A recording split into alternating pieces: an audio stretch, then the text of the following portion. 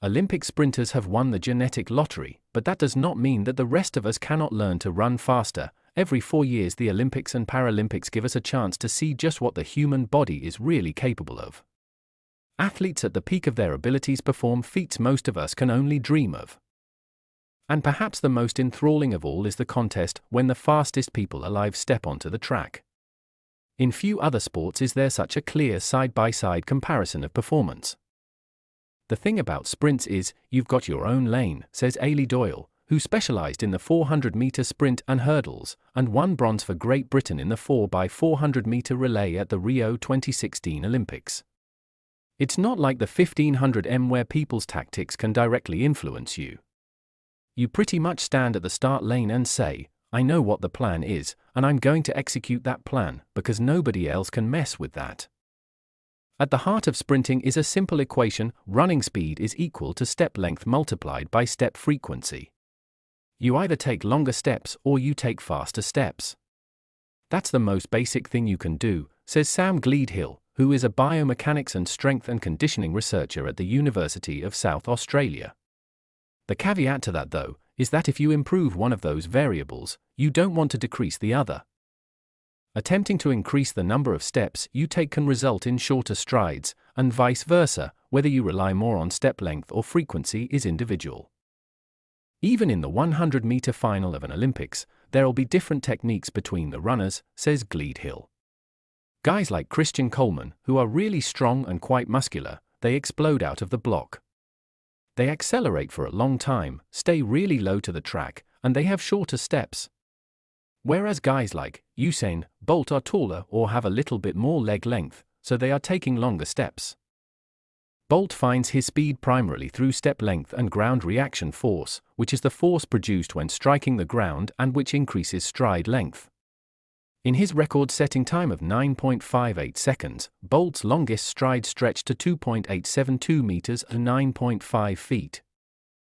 Evidence is not fully conclusive, but research suggests female sprint speed is more influenced by step frequency and male sprint speed by step length.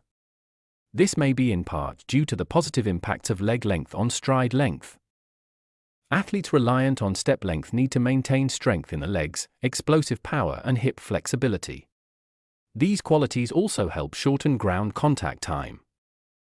Compared to non-sprinters, sprinters have larger hip and knee flexor muscles. In a study of 5 elite male sprinters, the tensor fasciae latae, sartorius, and gluteus maximus, all muscles in the hip area, were consistently larger than in 11 sub-elite male sprinters. The same team of researchers found that larger hip flexors explained a 47.5% variance in the sprint performance of 5 elite female sprinters compared to 17 sub-elite sprinters. Step frequency, on the other hand, is determined by motor neuron excitability, inter- and intramuscular coordination, and neural fatigue. Athletes reliant on step frequency need high neural activity just before sprinting to achieve a quick leg turnover. There is some question, however, as to how much step frequency can be improved. In my point of view, you have to depend more on improving the step length, says Vassilos Panaotsakopoulos, an assistant professor of biomechanics at Aristotle University of Thessaloniki in Greece. The step frequency is something that, after you mature, does not change. Sprint performance is influenced by both genetic and environmental factors. But genetics may play a larger role in step frequency because it is related to motor neuron excitability. People who tend naturally to walk fast may be better sprinters too.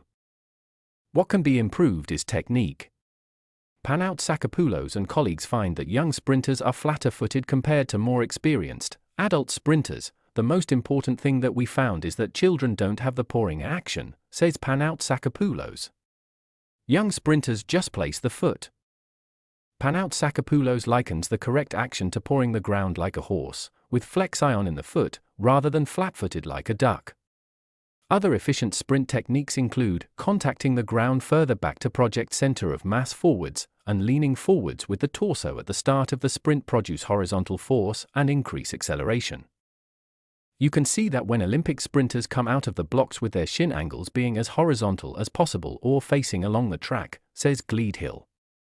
At top speed, the vertical force becomes much more prevalent. Sprinting frequently is the simplest and best way to increase speed. But there are drills to isolate movements and improve technique.